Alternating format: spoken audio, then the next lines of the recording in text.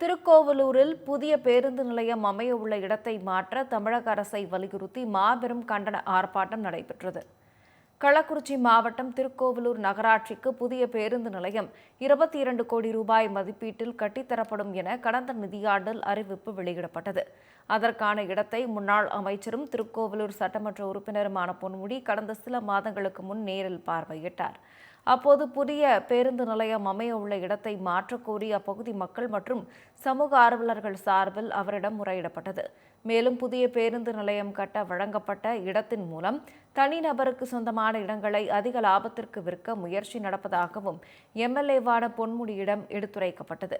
அதற்கு உரிய தீர்வு காணப்படும் என அவர் தெரிவித்திருந்த நிலையில் இதுவரை எந்த நடவடிக்கையும் எடுக்கப்படவில்லை என கூறப்படுகிறது. இந்நிலையில் புதிய பேருந்து நிலையம் அமைய உள்ள இடத்தை மாற்ற தமிழக அரசை வலியுறுத்தி திமுக மக்கள் சமூக ஆர்வலர்கள் சார்பில் மாபெரும் கண்டன ஆர்ப்பாட்டம் நடைபெற்றது.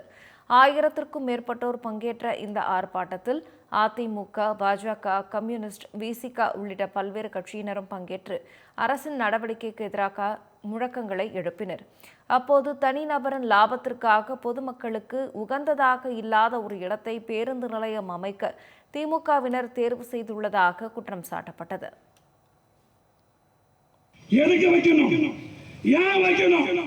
என்ன காரணம்?